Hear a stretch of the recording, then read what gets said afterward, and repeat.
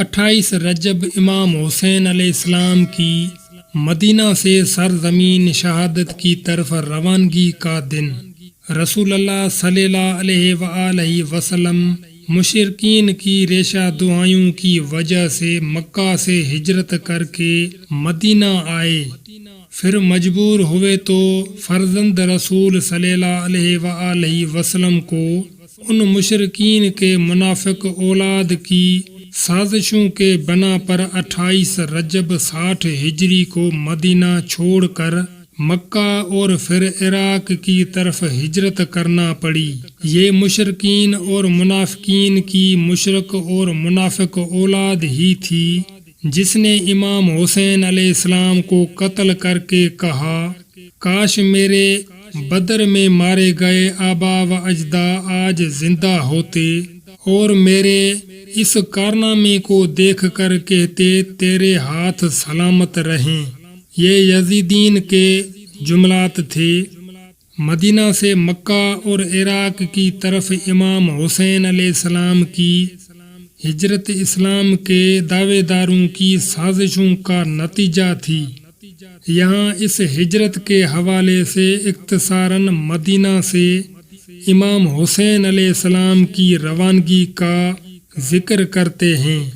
واقعہ کربلا کا آغاز حضرت امام حسین علیہ السلام جب پیغمبر اسلام حضرت محمد مصطفیٰ صلی اللہ علیہ وآلہ وسلم کی زندگی کے آخری لمحات سے لے کر امام حسین کی حیات کے آخری ایام تک ہر مصائب و آلام کے ساحل سے گزرتے ہوئے زندگی کے اس عہد میں داخل ہوئی جس کے بعد آپ کے علاوہ پنجتن میں کوئی باقی نہ رہا، تو آپ کا سفینہ حیات خود گرداب مصائب میں آ گیا۔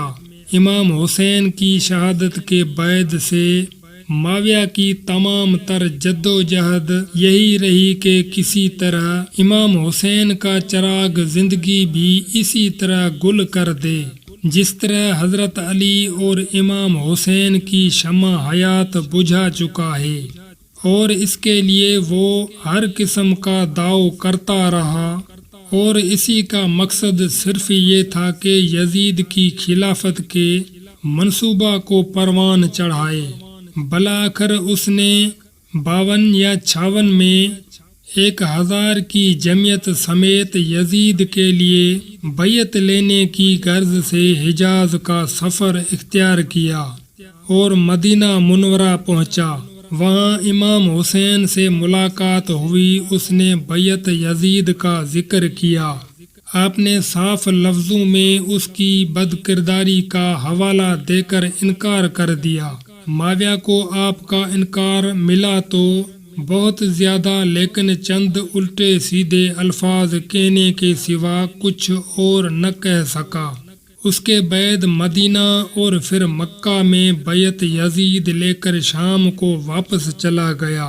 علامہ حسین واعظ کاشفی فرماتے ہیں کہ معاویہ نے جب مدینہ میں بیعت کا سوال اٹھایا تو حسین بن علی، عبد الرحمن بن ابی بکر، عبداللہ بن عمر، عبداللہ بن زبیر نے بیعت یزید سے انکار کر دیا۔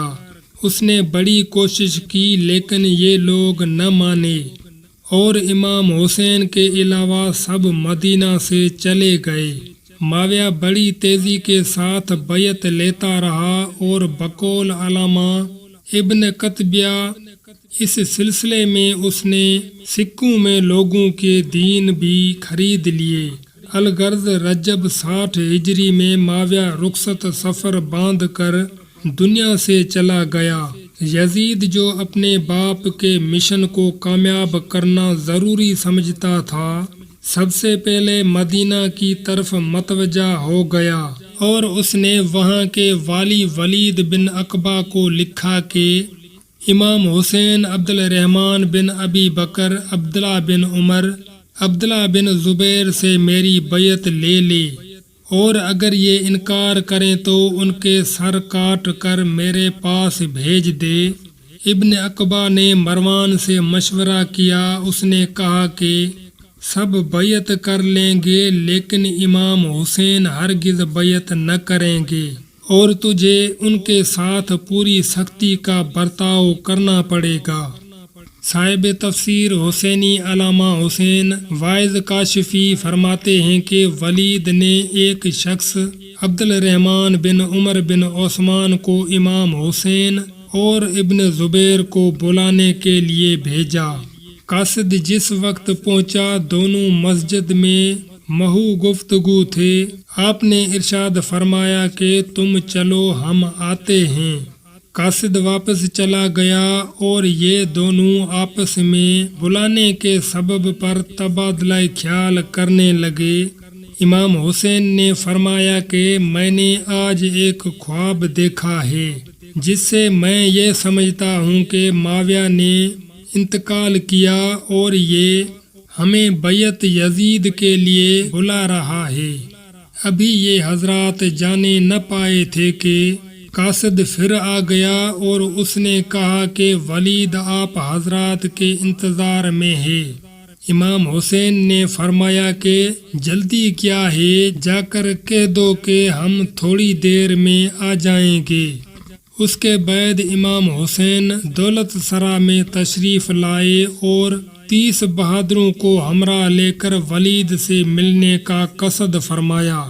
آپ داخل دربار ہو گئے اور بہادران بنی ہاشم بیرون خانہ درباری حالات کا مطالعہ کرتے رہے۔ ولید نے امام حسین کی تعلیم کی اور خبر مرغ معاویہ سنانے کے بعد بیعت کا ذکر کیا۔ آپ نے فرمایا کہ مسئلہ سوچ بچار کا ہے، تم لوگوں کو جمع کرو اور مجھے بھی بلا لو، میں اظہار خیال کروں گا۔ ولید نے کہا بہتر ہے، پھر کل تشریف لائیں گے۔ ابھی آپ جواب بھی نہ دینے پائے تھے کہ مروان بول اٹھا، اے ولید اگر حسین اس وقت تیرے قبضہ سے نکل گئے تو پھر ہاتھ نہ آئیں گے، ان کو اسی وقت مجبور کر دے اور ابھی بیعت لے لے، اور اگر یہ انکار کریں تو حکم یزید کے مطابق سر تن سے اتار لے۔ یہ سننا تھا کہ امام حسین کو جلال آ گیا۔ آپ نے فرمایا، یا ابن زرقا، کس میں دم ہے کہ حسین کو ہاتھ لگا سکے؟ تجھے نہیں معلوم کہ ہم آل محمد ہیں، فرشتے ہمارے گھروں میں آتے رہتے ہیں، ہمیں کیوں کر مجبور کیا جا سکتا ہے؟